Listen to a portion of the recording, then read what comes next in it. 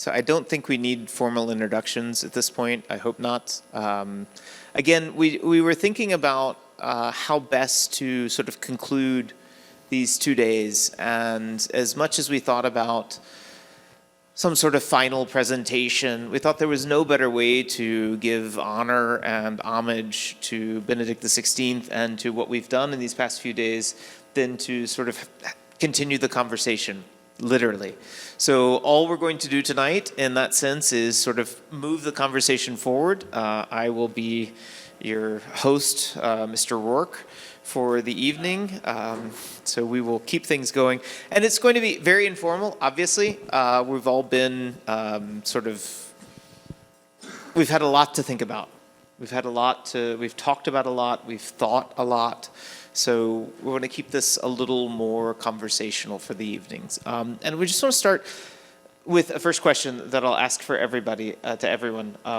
So we've spent a lot of time thinking and talking, and we focused on a certain set of texts from particular moments in the life of Ratzinger as Pope Benedict XVI.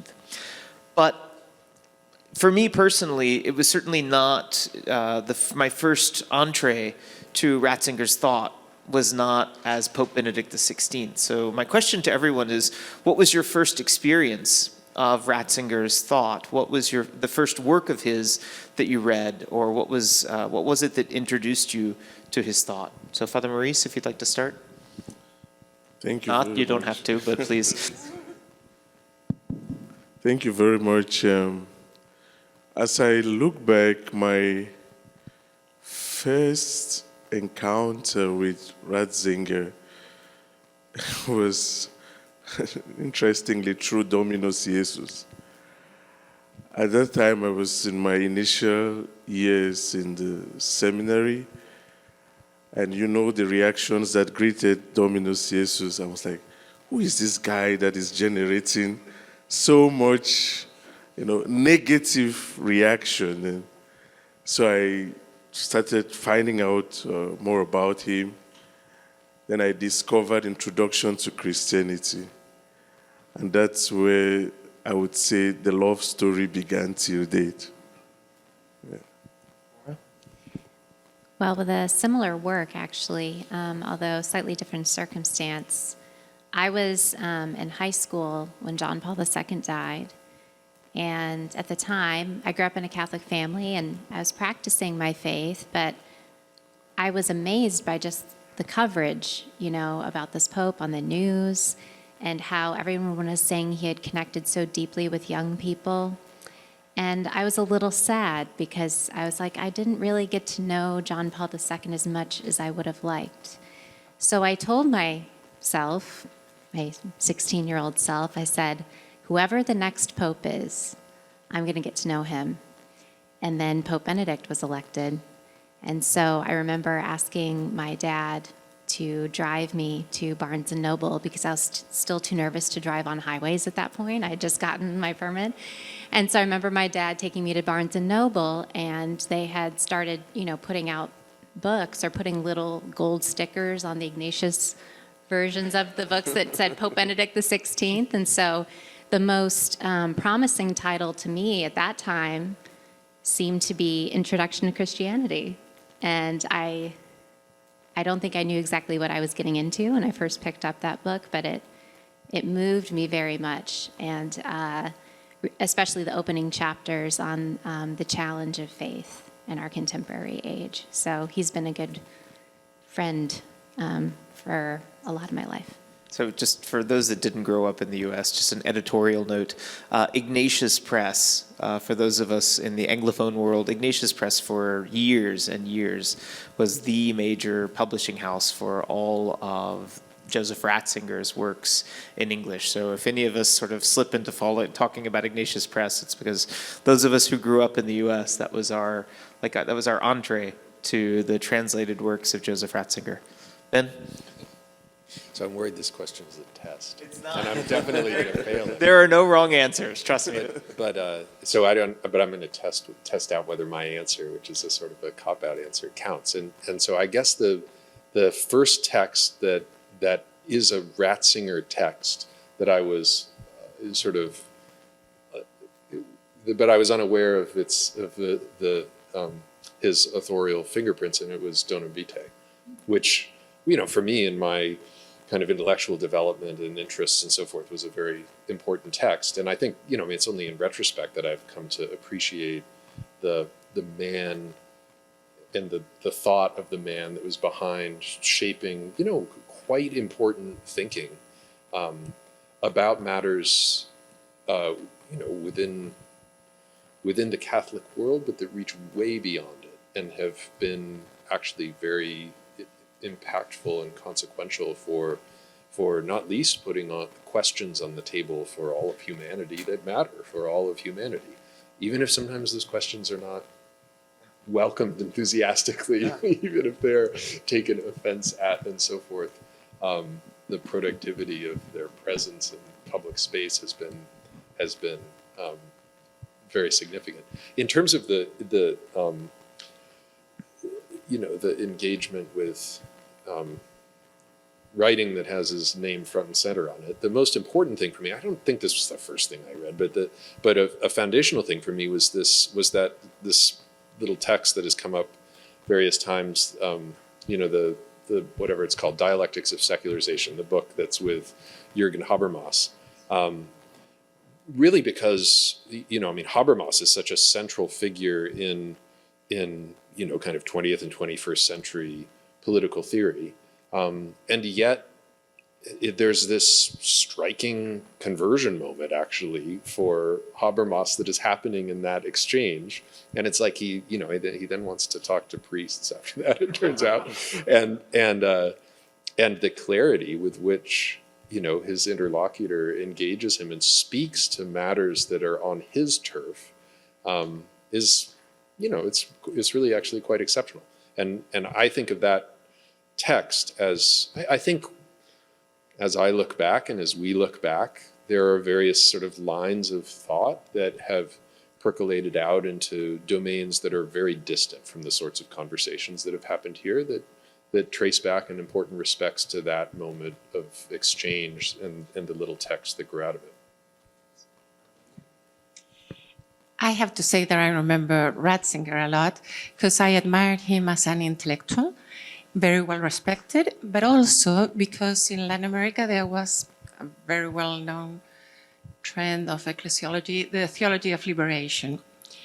And Ratzinger was very important to deal with it in a way that seemed a little bit como authoritarian, perhaps, but at the end it was a help for reflection of the things that were arising. I mean, I didn't feel by the time that it was, I was young by then, and we were all like wondering about the theology of liberation because it seems the whole thing about the structures of sins and their influence in the inequality in Latin America, that was important for us too. So he helped me about trying to understand those kind of things. And then he went to Thiel in the 90s or the 80s, I don't remember, in the 80s. He went to Thiel and gave some excellent speeches, so I liked him then. When he became Pope, I wasn't sure that you were, Father Lombardi. And I thought it wasn't that good idea to have an intellectual as a Pope. I must recognize that I was like doubting about that. But then again, he writes so good. I mean, in every language that you can read him, you can enjoy him. And particularly because I think he has a delicacy even in written that I admire a lot. I used to work for the Ecclesiastical Tribunal. So I don't know, remembering Deus Caritas Est, Forse, or something like that. He talked about the remarried people and the sacramental issue. And he said it in a way that was so much friendly than in other documents. That was the way. I don't remember a particular text that I enjoyed the whole text, but this kind of tiny windows that he opened to see someone who never refers to the other one without the dignity that the other one deserves, and not saying that he doesn't belong to the church because he's not following this or that norm. And I thought that that was the thing that persuaded me. But I have to admit that what I enjoyed the most was his resignation, the letter of his resignation. I thought it's a jewel. I mean, the way that he did it, the lines that he wrote, and the speeches that he gave in those 15 days between February 11 and the end of February, I thought that was, I mean, only a person with that such great soul could arrive to that conclusion and talk about his own conscience in a way that helped us also to try to do the same. I mean, to ask our conscience a little bit more than we do. And Father Lombardi already yesterday mentioned my first text of Ratzinger. There was a series that was written when he was still teaching at Regensburg that he wrote with Johann Auer. And of course, as a young student of theology, it was an old dogmatic set. So there was a volume on ecclesiology, a volume on Christology, a volume on this, and of course, every one of the volumes had Ratzinger's name on it because they knew they would sell more copies with Ratzinger's name, even though the only one that he wrote was the volume on eschatology, which was really, as Father Lombardi said yesterday, really sort of his only authentically academic theological text. I mean, not that there's not brilliance in everything that he's written, not that there's not profound theology, but like as a textbook, because this was an old school dogmatic textbook on ecclesiology. So that was kind of the first thing that I read. And then immediately afterwards, one of the texts that I cited today, this collection again from Ignatius Press of 4 homilies, 2 talks and 2 homilies that he gave in the early 80s on the devotion to the Sacred Heart and Lent and Easter that Ignatius Press put together in a volume called Behold the Pierced One. So it's kind of for years now been sort of my spiritual reading during Lent. So even though I read it for the first time, must have been 1992 or 1993, I still read it every year. I go back for Lenten reading. So now I have to show my age, and I'm trying to read off the phone with my glasses is not going to happen. So this is what happens when you try to be cool and use the term OG in a homily. You then show how old you are by taking your glasses off to read your phone. So what should the role of individual faith, of our faith, or the faith of others, and the sort of the faith of the church herself as an organization, what place should this have? Again, there's no right answer. So what place should our individual faith and the voice of the church herself have in public debates and discourse? So much of what we've done these past few days is look at Pope Benedict's attempt to reopen sort of stunted dialogue between, again, Ben, you've spoken eloquently about this sort of, there's a breaking point where faith and reason, at least intellectually, kind of go their separate ways. And much of Benedict's project was trying to bring them back into public discourse and to dialogue with each other. So as individual believers and as the Catholic Church herself, what's the place of the voice of religion, let's say, in the voice of faith in public discourse today? So, Father, I'd love to hear your thoughts about the experience in Africa, because this is a world that, again, as Dr. Jasanoff talked today about engaging cultures that have different understandings of the development of truth and religion and faith in cultures. It'd be awesome to hear, like in Africa, what, from your own experience, what does that look like? Here, Benedict. Boston College is Africa. I don't mean to say that. Benedict in his life, I think he came to Congo as a cardinal to give an address to the bishops of Congo. And as Pope, he came to Cameroon, Angola. I'm sure Father Lombardi was there with all of this. And then Benin Republic, the Second African Synod.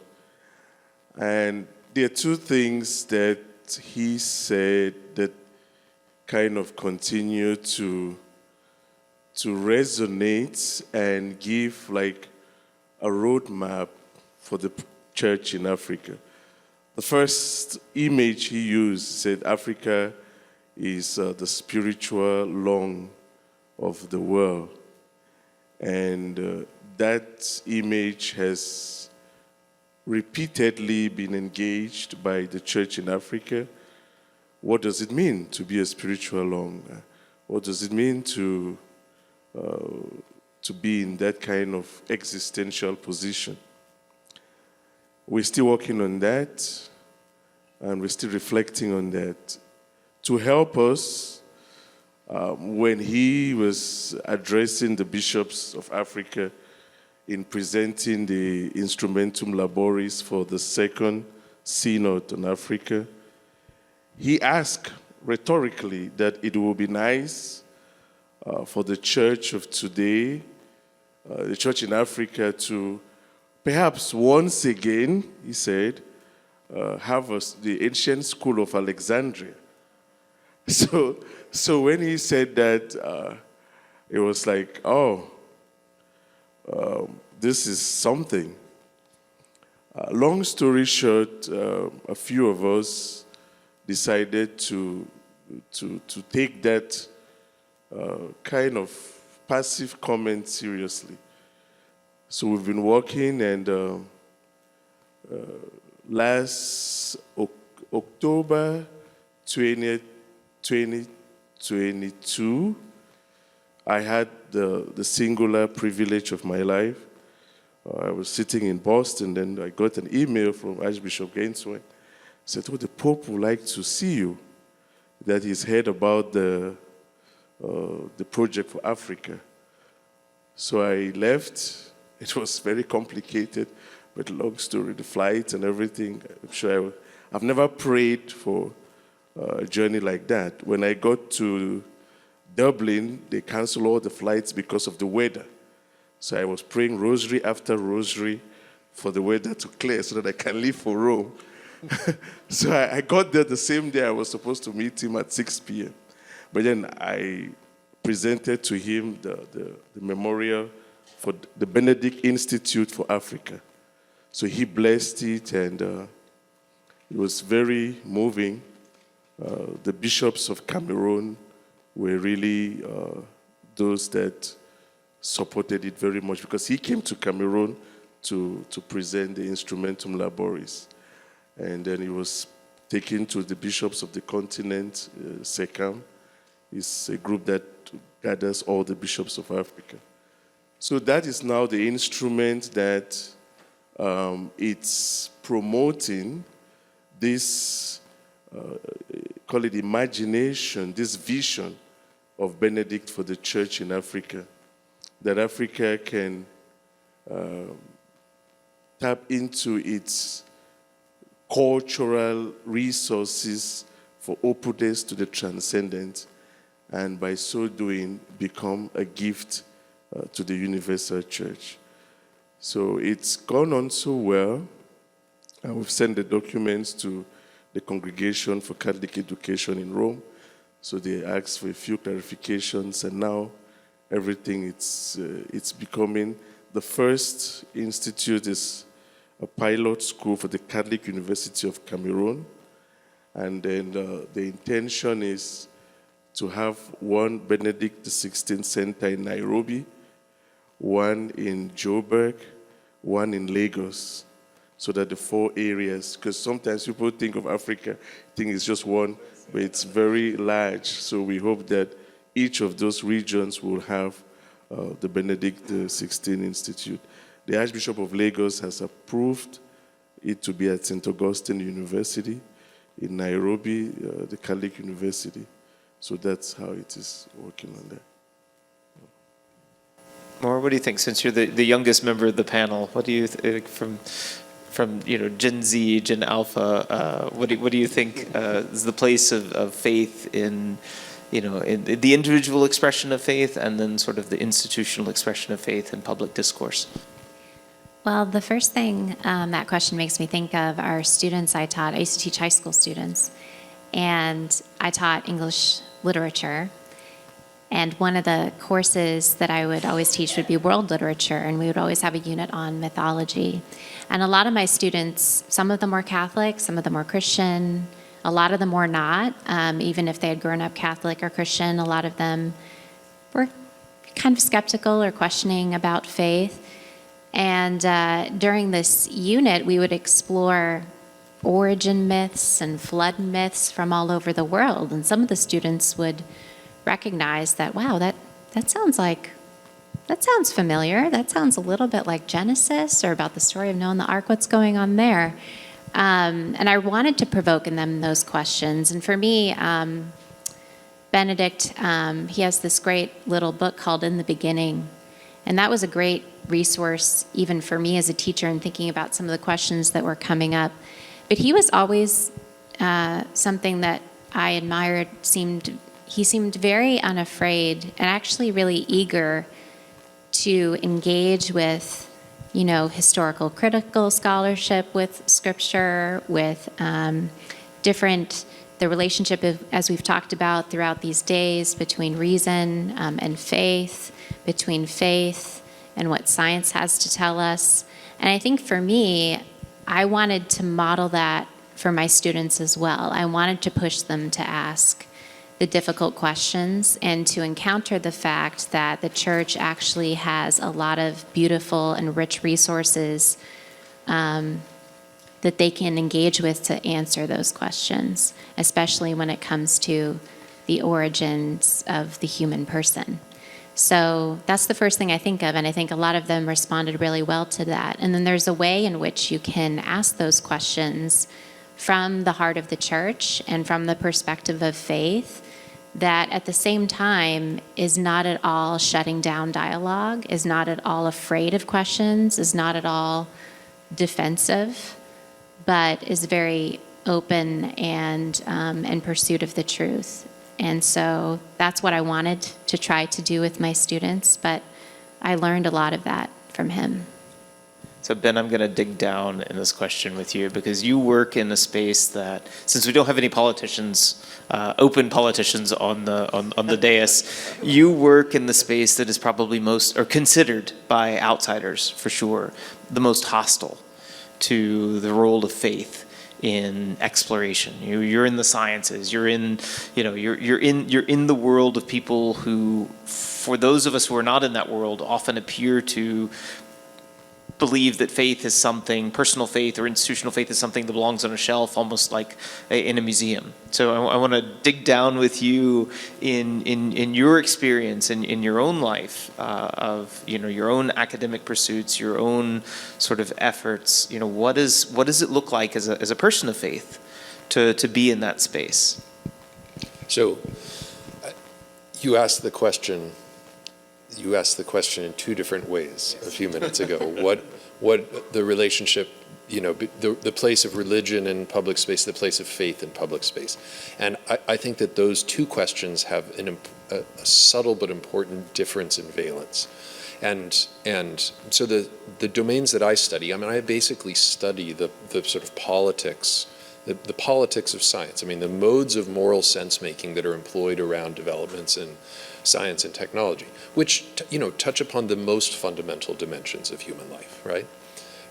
And with particular attention, one of my areas of interest is how does religion figure in the picture? Not how should religion figure, but how does it?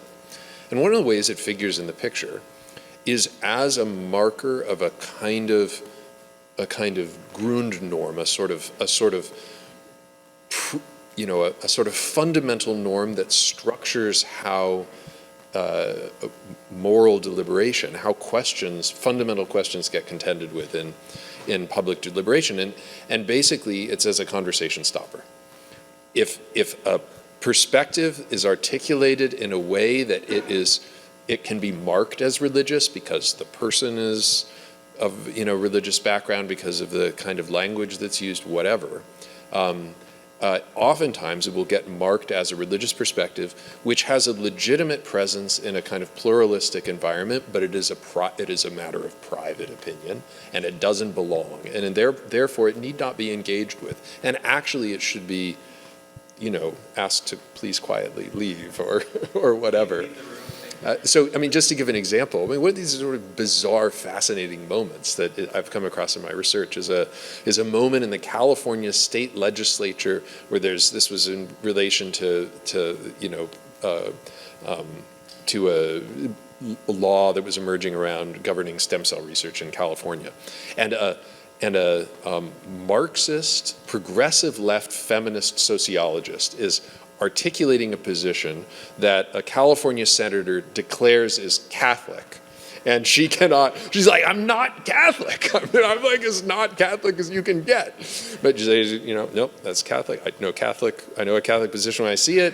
That's fine, you can be a Catholic. We don't need to take this, we don't need to engage with this because, separation of church and state, et cetera, et cetera. But that is a demarcation not between different sorts of ideas. It's between different sort of, it's a political mapping. It's a demarcation between different sort of institutional positions and different political identities, which then do or do not belong in public space. One of the things I find really fascinating and bizarre is, I teach at a public university. There are lots of students who come in from, maybe like homeschooled environments, like extremely religious environments that are also, I don't mean this in a pejorative way, but quite provincial. I mean, they've lived inside of a particular kind of milieu. They come to college and somehow they know not to talk the talk of faith when they're sitting in my classroom, 2 weeks in spite of the fact that we're talking about things that are of direct concern to their, how do they know that? Right? How do they know? These are norms that structure modes of social relations. They organize our politics. They are our politics. And yet we don't actually think about them and contend with them directly. And I have to say, one of the things that has kind of crystallized in my mind that I've come to see over the course of the last couple of days is the extent to which Ratzinger was a deliberative Democrat. I mean, was committed to an idea of deliberative democracy that was so thoroughgoing that it just, I think this is the right way to put it, sets aside this category of religion as a, category that is deployed in kind of secular political modernity to differentiate between different spheres of social life, and to talk faith, which is also simultaneously talking reason. Because if the faith ain't reasonable, it's bad faith, right? And if the reason ain't faithful, it's bad reason. It's actually, this differentiation should aspire to become undifferentiated. That's the aim. And so, I mean, Christabel, your comment earlier that Ratzinger is more rational than the rationalist deliberative Democrat is a really interesting insight, in the sense that it seems to me that at the very least what he's saying is the belief should be, the reasons for the belief should be articulable. If they are articulable, they should be engageable by anyone from any perspective, any background, so long as they also are human. And that the task of being human is to give articulation to these, to the ongoing, never finished effort to contend with that position and what relationship to the world and what and who stands back of the world that it leads towards. And so it seems to me that the answer to the question is an important place, a prominent place, a unabashed place, but a place that does it with the form of humility that the Ratzingerian approach requires, which is to, he is Benedict. It's ora et labora. You can't just do ora. You got to do the labora of giving articulation to it, of working through it, of putting it to the test, and so forth. But also that recognition demands, a kind of reckoning with the sorts of conversation stopping that are normative. The no, we shall not discuss, that excuses us from contending with the questions that true faith demands we confront. The existential question, the extremely difficult questions, the questions we would rather shirk from, that we would rather shirk and shrink from, but ought not. La voz latina. Yeah, well, about Latin America, even if I'm just Chilean, but you know what? Catholic universities in Latin America are very relevant. Also, Catholics are still majority in Latin America. So we are usually invited from legislators or Congress to talk about different laws. Then we have many professors that are also judges, so even in the Supreme Courts or Constitutional Courts. So it's quite different, perhaps, than in other places. And I think the same thing that it has to be, I mean, the argument is the one that it's valid, and very few things you can say because my faith says so. So that's the challenge, I think, and we have seen that in non-discrimination laws, in educational issues, in same-sex marriage, and I think even if you can consider that also a strategic point of view, when you don't need to name your religion for that, but you can confront your ideas with the other one and perhaps not persuade them, but at least get to be understood. And I think that's a win. I mean, at least that, to be in the public domain. But I wouldn't, and I think that at the end, the respect for faith or beliefs is a consequence, not the starting point. It's a consequence. I mean, if they respect your faith, it's because they see that what you are doing is something good. And in that way, I also would underline that in Latin America, religious communities help everyone. Migrants, poor people, vulnerable people. So they do a good thing, and they don't ask about the faith of the one they are helping to.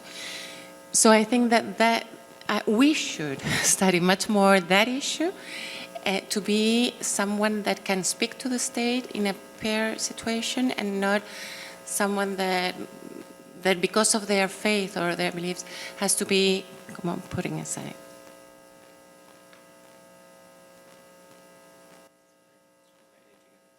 Aren't you going to answer the question?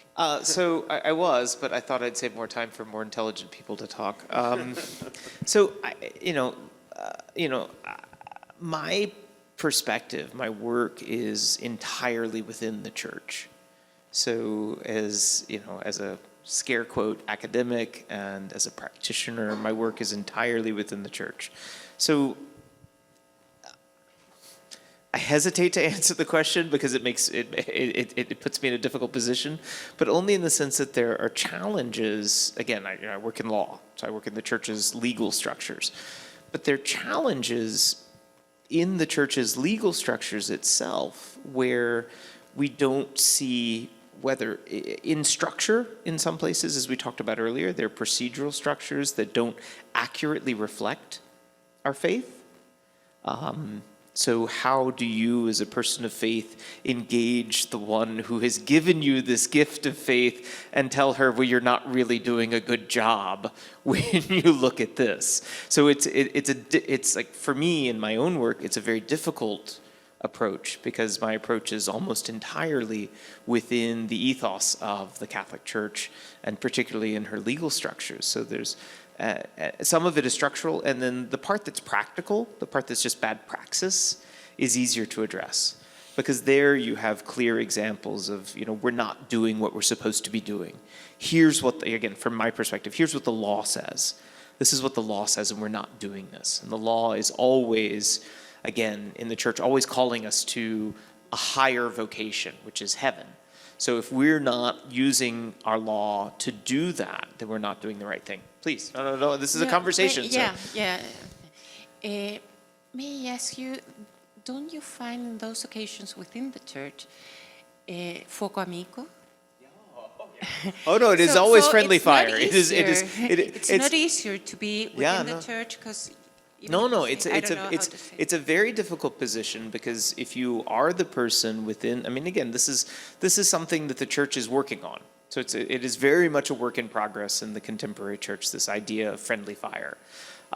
We now have whistleblower laws to a certain extent to protect those people that raise issues of malfeasance within the church. But whistleblower laws are a novelty for us. When we should have always, something that we've always known is part of who we are, that we want, again, if we believe that, as Benedict talked over and over again, and as Archbishop Scicluna cited today, his end of the year, his address to the Roman Curia from 2010, which if you ever want to read a critique of the Catholic Church, Holy Mother of God, he cites, again, as Archbishop Scicluna said today, cites Hildegard of Bingen's vision of the church as just this dirty, filthy, wretched being in tattered rags and toys. It's this, if you read it as a believer, you think, oh my God, why am I in this church? But then, because Hildegard's vision is one that the church is constantly called to purification. The church is constantly immaculate and tattered. And it's this constant progress. So yes, within the church, if you raise your hand and say, this doesn't work, we're not doing this the right way, this isn't what we should be doing. Or, Father Jordy's going to jump out of his seat. We've been talking about projects where I want to tear things down because they were built badly. Structures within the law that are built badly that need to be torn down because they can't be fixed without being razed to the ground and brought back up again. But, guayate, be careful if you're the one that says this has to be razed to the ground in order to be rebuilt in the image of Christ. So it's very difficult. So that's why I don't want to answer the question. So that's why I'm not going to answer the question. And we're going to go on to the next question. Before we go on to the next question, there's this is something that I think is intrinsically Ratzingerian, because for Ratzinger, nothing was more important than his friends. So Father Lombardi has told us over and over again about Ratzinger speaking about his family. His not only his birth family, but his work family, these people that he worked with. And, the sort of the Hochschule that came to, his former students that would come and visit him. This notion of friendship, I think, is fundamental to exactly what you were getting at, Ben. How do we get beyond that conversation stopper? It's, as Ana Maria said, what we're talking about is authentic. It's logikos. It's comprehensible. It has a sense to it.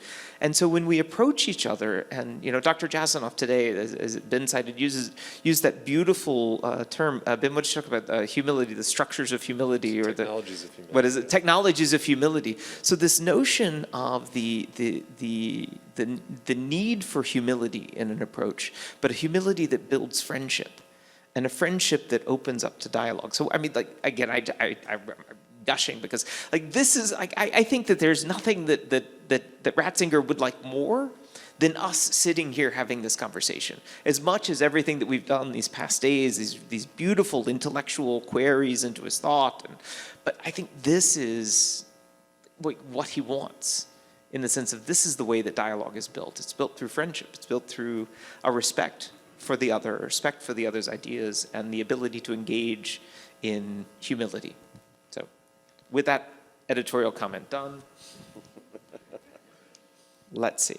So Ratzinger uses the analogy of the bunker to speak about the need for open reason without prejudices, and a faith that does not become ideological. So how do each of you see this mutual process of purification between faith and reason, that the two have to be open to each other, and then in being open to each other, they both become their best selves? So Father Maurice, I'm going to put you on the spot now. Since you have Ratzingerian institutes all over Africa, you have to be doing this. Well, I teach a course at Boston, Faith and Reason, and I wrote a little book on Ratzinger's God of the Philosophers, and his lecture, inaugural lecture. And I think the debate between faith and reason today has to find a context in which the whole reality of positivistic reason that has been talked about yesterday and today is invited to consider its genuine novelty. I remember I was in a conversation at Harvard campus, and there was this lady from New York, and she didn't want what Professor Benedict, she didn't just want anything to do with faith. She said, don't bring faith here, and it's reason. So at one point, I kind of lost my cool, and I said, but how far back do you want us to go when you use the word reason?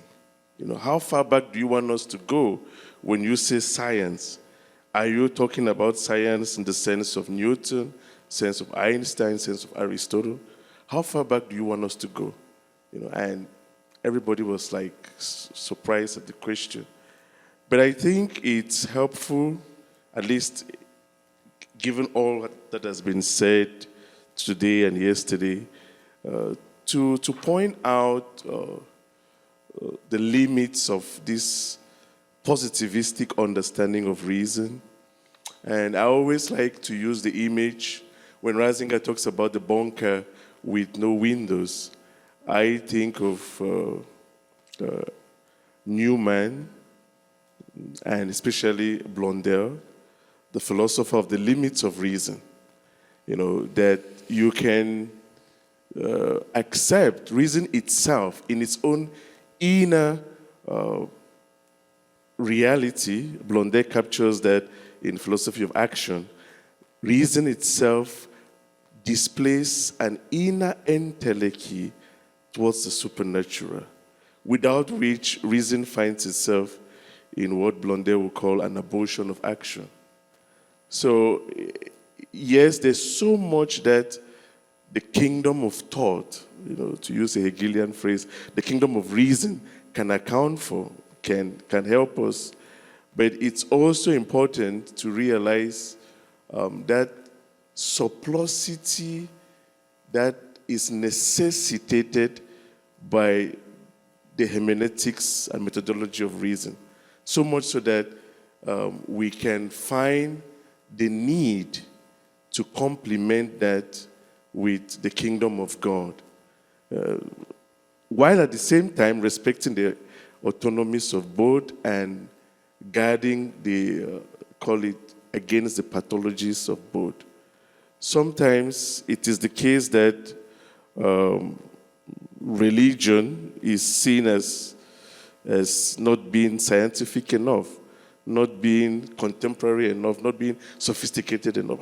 How can you still believe that, Adam and Eve is true? How can a very intellectual person like you, a smart person like you, believe that? But then that conversation helps both the world of reason and the world of faith to emerge. I was very, very happy. I think the fourth presenter this morning on law, the second law. So he talked about what faith can do, and he cited the history of slavery and slave trade. And like, okay, faith can point to the sin that once that is pointed at, it helps to remove the obstacle, then reason can now proceed. So I think Benedict embodies really a wonderful synthesis that does not make each to feel inferior, but open the doors so that, at least the doors of the bunker, so that some fresh air or oxygen can come in from God. That's what I would say. Well, I actually want to answer this question with a question for each of you.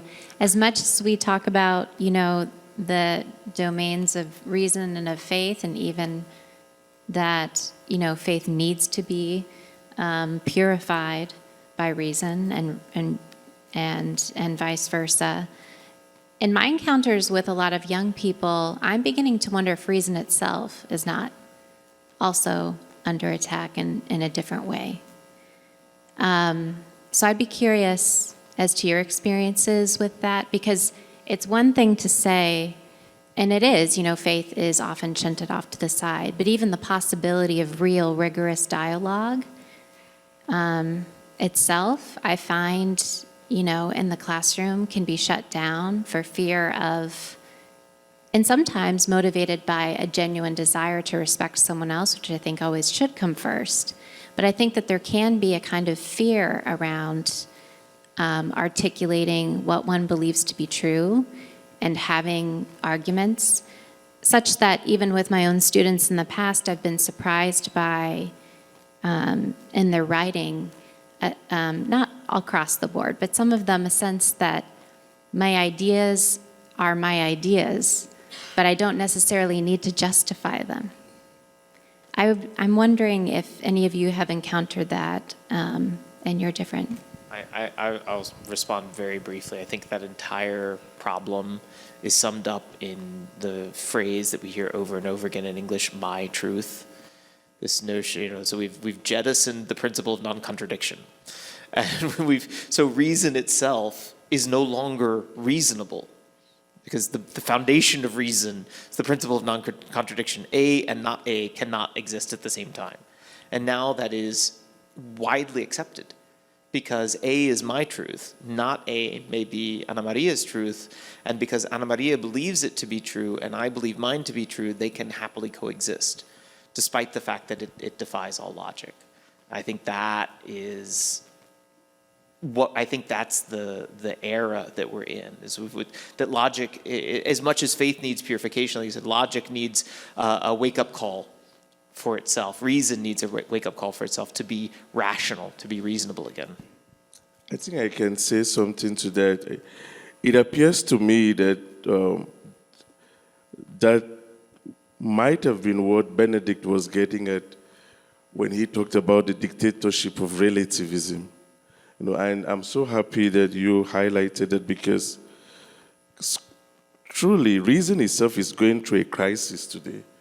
It's almost impossible to have even a meaningful dialogue because of that radical subjectivism that it's my world. Why should you tell me what to do? So it's almost impossible. I was having a conversation some time ago, and when I listened to the other interlocutors, I said to them, we're not just having a crisis of faith, but maybe we're having a crisis of reason.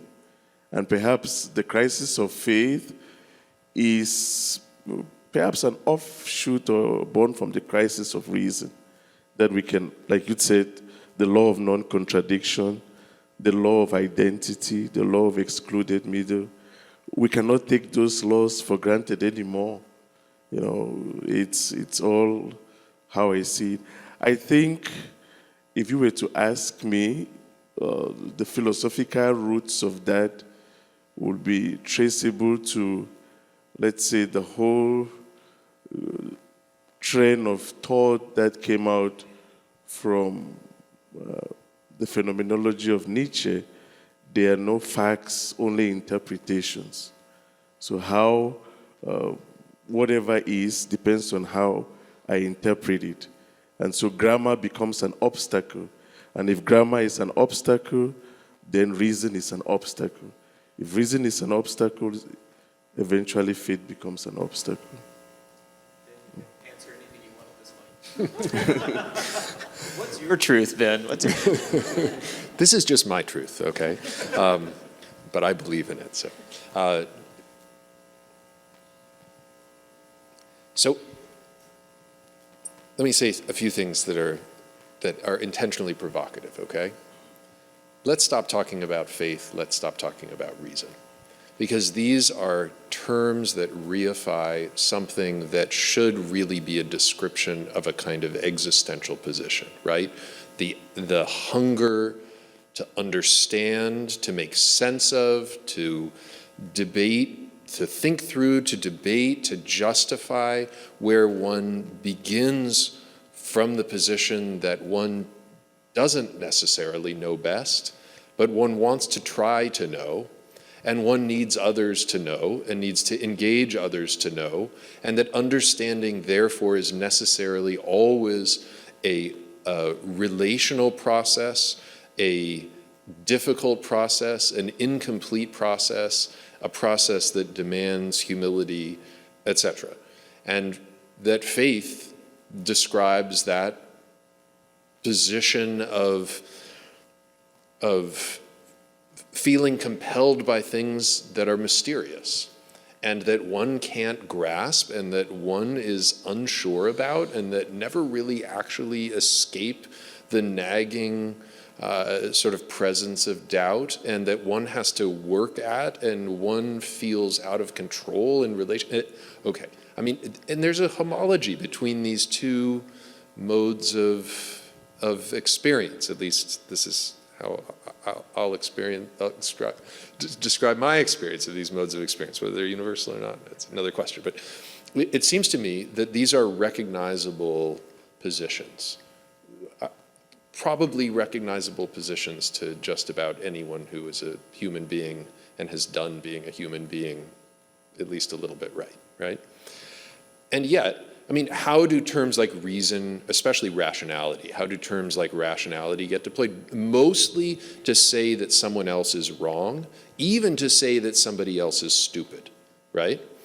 And you know, I mean, there are certain currents, not so much present in this community, but in other communities, where faith ends up being deployed basically as a cop-out, as a way of essentially constructing a bunker around oneself, pouring the concrete and disengaging from anybody who doesn't share the faith, right? It's an excuse. And that's it's not a good way of being. One of the reasons, I mean, I like this bunker metaphor because it's the cave, but it's a cave that you construct for yourself and inhabit. And one of the reasons to inhabit the bunker is, well, it makes the world smaller, it makes it controlled. There's a sense in which, I mean, one of the things I do for a living basically is study the formation of disciplines, of academic disciplines. Discipline is a noun in the sense that, you know, economics is a discipline, but it's a verb, right? You get economists by disciplining them, by shoving them into a bunker and telling them this is the world, inhabit it. Don't look for a world outside of this world, right? This is the totality. And I mean, this is a kind of mode of disciplining that is you know, I mean, it may be necessary to a certain extent in order to make certain kinds of problems tractable, but it becomes pathological when one wants to inhabit that space because it's a comfortable space, because one knows how to navigate it. And one of the things that a bunker doesn't do, it's not just that you don't have access to a larger outside world, it's that nobody's looking in the window, right? And it seems to me that reason in the best sense is about opening the window of one's mind and inviting others into it and posing challenges to oneself. And I mean, so too faith, right? I mean, isn't this the same? And so there is a sense in which the kind of relationship to oneself, to one's world, to others, that both of those concepts entail is a relationship of openness. It's a disconcerting relationship. It's a potentially uncomfortable relationship. It can even be a deeply destabilizing relationship, but that's the point. And so I worry about this kind of reification of these figures because they suggest some sort of magisterial starting point that you maybe don't have access to because you haven't yet done or achieved reason. So are the terms themselves bunkers?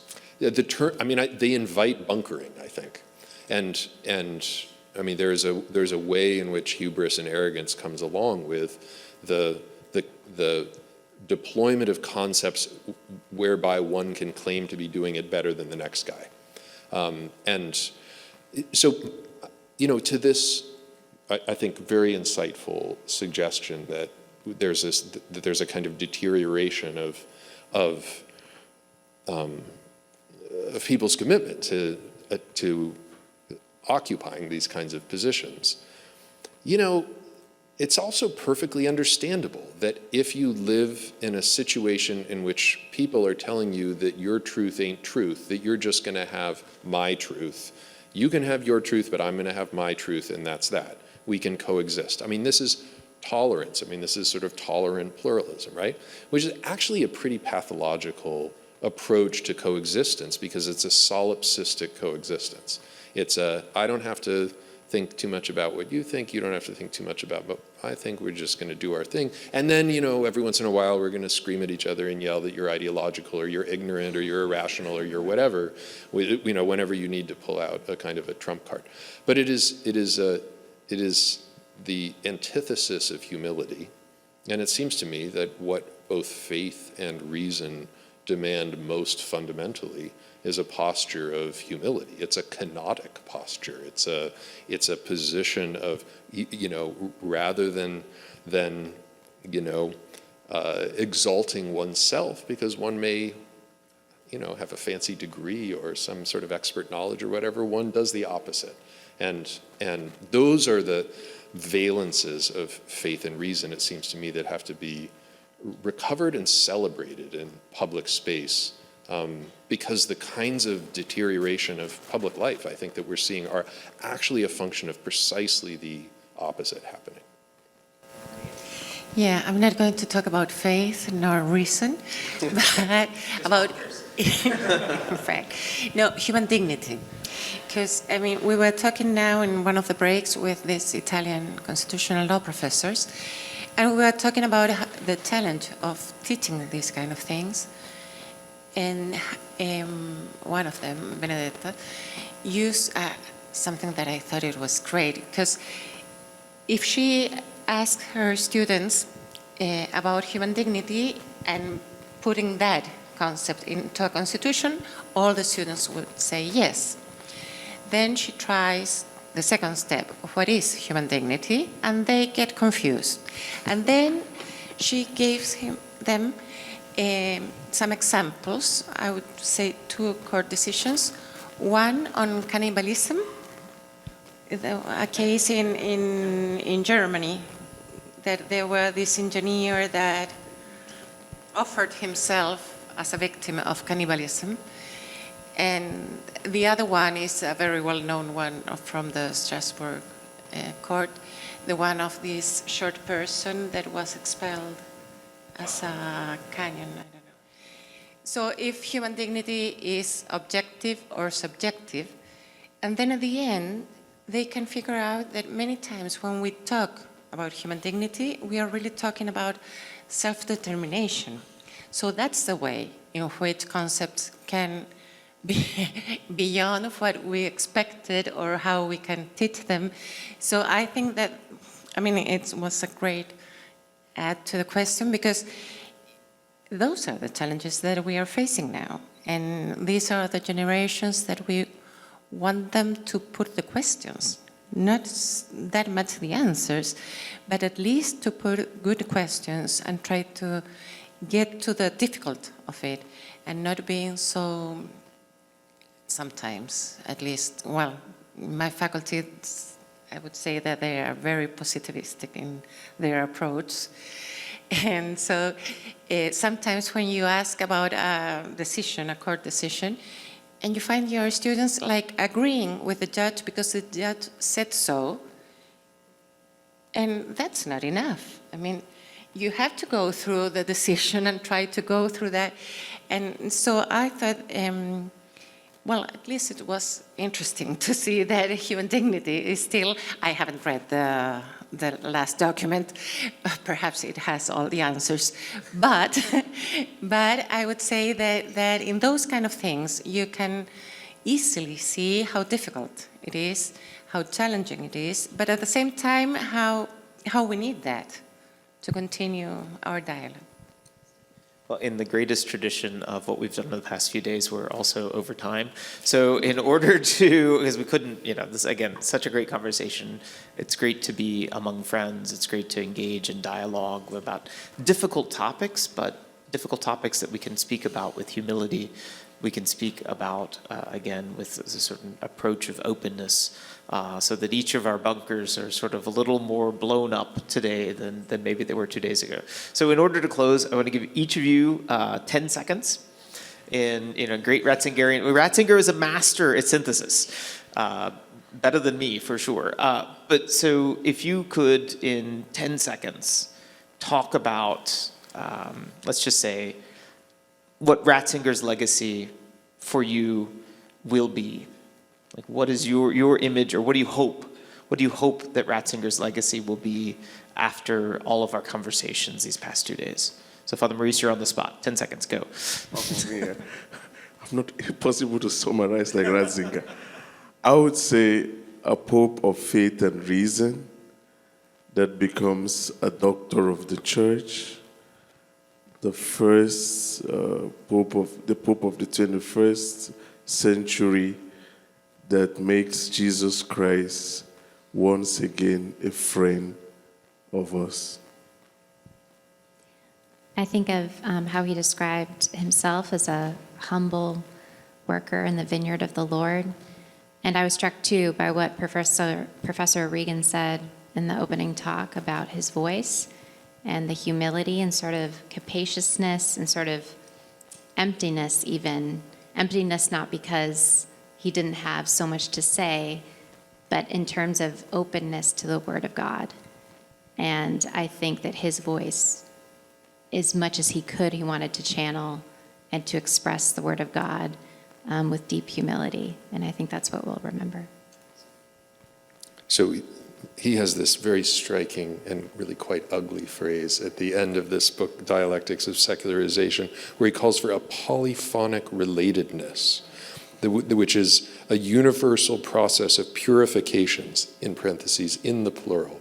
And it seems to me that a man of extraordinary erudition and clarity of mind, who also, that phrase also struck me, a humble worker in the vineyard, in the vineyard of the Lord, who invites the forms of seriousness and commitment and humility that his own thought expresses. It seems to me that the legacy is, he would want the sorts of conversations that have unfolded over the last couple of days, but most importantly, that those conversations be taken out in an evangelical spirit to contribute to the cacophony of a polyphonic relatedness. I'm afraid I don't know how to say it in English. But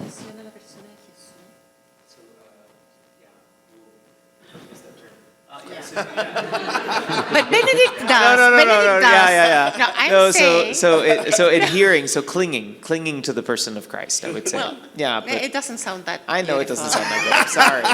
Because in Spanish it's Adherir beautiful. is not a word that we use. We don't use that word. But in English, I'm Spanish it's sorry. translated like that. It's and beautiful. It's post-Benedict's words. I know. So I would say that to me, what is more important from Pope Benedict's legacy would be that he put in words what I have experienced without words, and that even if I try to collaborate with the institution, with the church, and I give kind of law lessons, sort of, what is most important is Jesus, and that you adherir, la adhesión a la persona de Jesús. It's Jesus himself who matters, and that you belong to him or you want to be with him. And the other ones are consequences of that. I mean, if you want to work within the church or things like that, are because of that, but not, I mean, the institution never is more than the person of Jesus. And I think that sometimes what we see, I know, it was 10 seconds and I'm using more. Okay. You've already seen what happens when we give Ana Maria the time. I can see you from there. Poor Inez had to leave the country because she was. It's true. Well, no, and we are seeing the consequences when you lack of a huge love. And I think that sometimes we have to return to that first love. And if Jesus already venció al mundo, overcome the world. We should live also these challenges in a more peaceful way. And it's not that I'm being naive, because we do have a lot of challenges, but I think that at the end, it's about love. It's not about reason or faith. Sorry.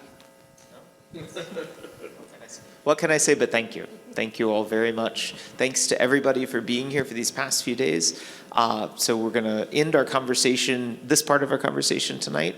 And if you don't mind, I'm going to ask our panelists to step down. I'm going to leave Maura here and invite Father Tega and Dennis, if you're here, and William, if you'll come up. We have a little gift we'd like to give you from the Ratzinger Foundation as our young scholars. So if you come up, and we'll sort of trade places. So Father Lombardi, if you sit.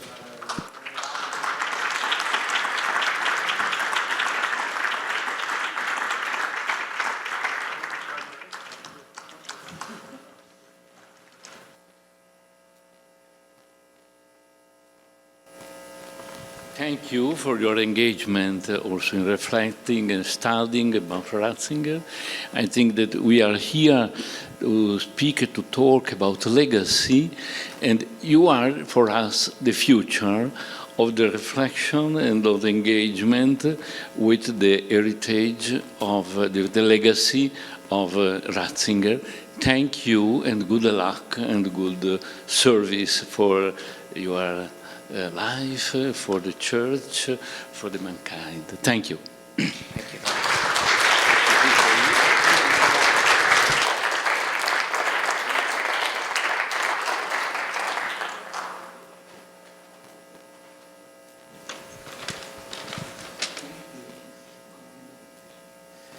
So before I get lynched from the back of the room, I have one more thank you to give. A thank you to Father Lombardi, to Pierluca, to Luca, for everyone from the Ratzinger Foundation for this rich and amazing collaboration. Thank you to the Nicola Center, of which I am a happy representative today. So thanks to all of the workers in the center who made all of this possible. Thanks to my co-coordinators, Father Jordi Pujo and Father Roberto Regoli. The three of us had a very fruitful lunch in Rome a few years ago, and this idea was born, and through the friendship of Archbishop Genswein, where a new friendship was born with the Ratzinger Foundation. So I am personally honored. I can't thank myself. That's a level of hubris that would be inappropriate in the Ratzingerian context. But thank you to Father Jordi, thank you to Father Roberto, thank you to Margaret, to Justin, to Brooke, to everyone who's worked so hard to make this what I think has been an extraordinary experience for all of us. So everyone, I don't know if Justin's looking. Okay, he says no. So on behalf of everyone, thank you all. Thank you, participants. Thank you for your rich engagement of Ratzinger's thought, for bringing his thought to life again and propelling it forward for another generation. Thanks to the students that joined us in these days to enrich your own life and ours through your questions and your engagement. And in perfect fashion, we have prayed together. We have thought together, and now I invite you to join us for a little something to say goodnight. So a little nightcap if you need, just to sort of close off our time together. So again, on behalf of the De Nicola Center, the Ratzinger Foundation, thank you all very much.